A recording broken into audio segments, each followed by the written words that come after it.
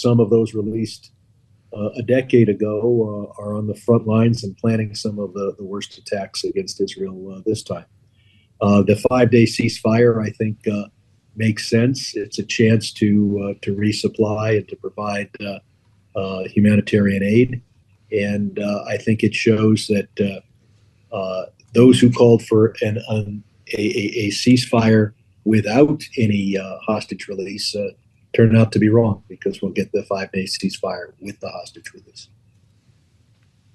Well, you say, Congressman, that the ceasefire is an opportunity to resupply in terms of humanitarian aid going into Gaza, but theoretically it also is an opportunity for Hamas to resupply and regroup as well. I just wonder, there has to be an offset here, right? For the release of the hostages to broker this kind of pause in the fighting, at the very least for a number of days, does it risk potentially exacerbating the conflict as it moves forward?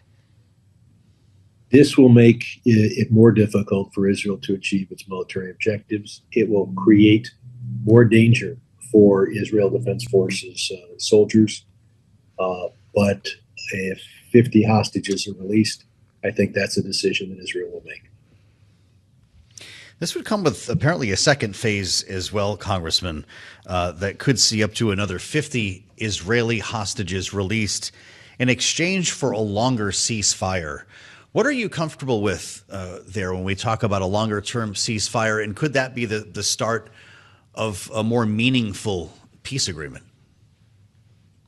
Well, to get a meaningful peace agreement, Hamas would have to renounce its own charter and say that it wants to live alongside Israel, rather than their current charter, which calls for them to kill every Jew between the river and the sea, between the Jordan River and the Mediterranean Sea. I think that at the same time, I think the whole world wants this violence to end. And if we could negotiate a two-state solution, that would be an outstanding outcome. But I don't know how long a second ceasefire would last, nor do I know how that would impact Israeli military operations. But ultimately, Hamas cannot be left in control of Gaza. And being a democracy, Israel will make extraordinary concessions, even concessions dangerous to its own military, in order to get hostages out. And if those concessions also are able to alleviate civilian suffering, that is a good result as well. Well, of course, Congressman, some of these hostages in question are Americans. We know that the administration has been working very closely in this effort. Yet we have also seen, as recently as this week, polling that indicates there is a great deal of disapproval with the Biden administration's handling of this conflict. In fact, there are more that disapprove of what Biden has done in regard to this war between Israel and Hamas. What, if anything, should the administration change here? How much power realistically does it have to influence the decisions of Israel at this moment? Well, I did my own poll at my last town hall. Well over 50% approved of how Biden was handling this. And what was interesting is equal numbers, about 20% on each side, disapproved, but for different reasons. 20% thought he should be more pro-Palestine, and the other 20% thought he should be more pro-Israel. And I think that's what's reflected whenever you ask, do people approve? They may disapprove for a variety of different reasons. But ultimately, people want to live in a peaceful world. They hold the President of the United States responsible for whether things are going well in the world.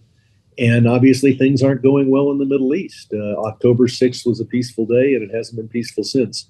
So I think when people reflect on it, they'll realize that it's not the responsibility of the American president to gather intelligence on Hamas. That was primarily the responsibility of the Israeli government, and that no president can guarantee that there aren't foreign crises. Now that this crisis has developed, we'd feel better about Biden if it hadn't developed. But now that it's developed, the question is, how well are we reacting to it?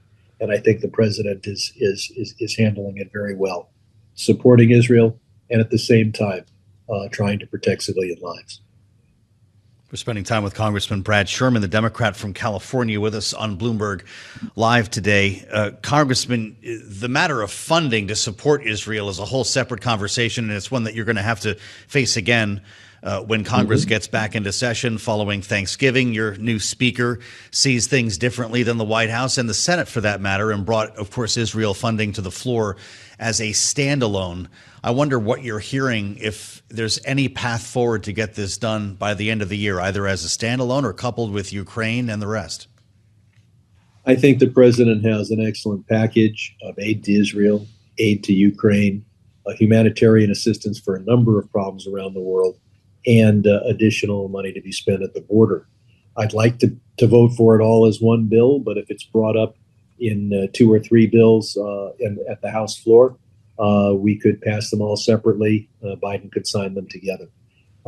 What we can't see is a situation where you pit Israel aid on the one hand with domestic needs on the other.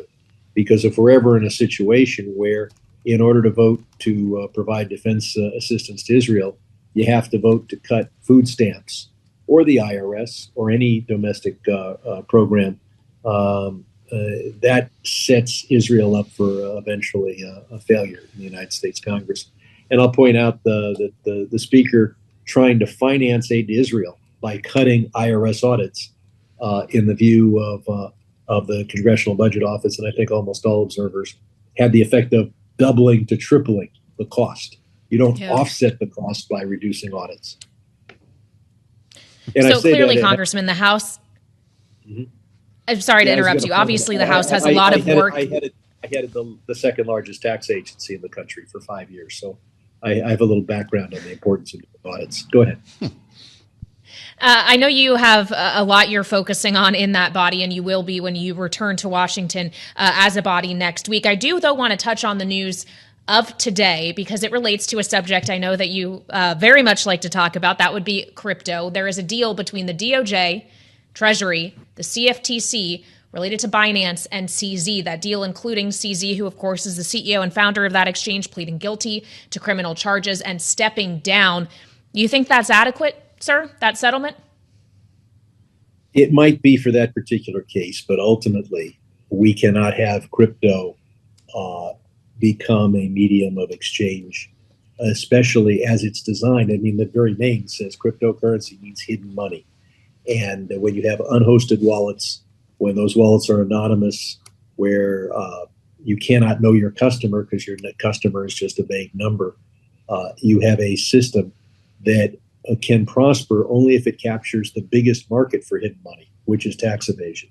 Not that there aren't also other important markets, sanctions evasion, drug dealing, hiding money from spouses in divorce matters, et cetera. And so I don't see a need for another currency, except if you need hidden currency for all those purposes I identified. When Sam Bankman-Fried was arrested, I pointed out that the crypto world was telling us Sam Bankman-Fried was just one snake in a garden of Eden. The fact is, crypto is a garden of snakes.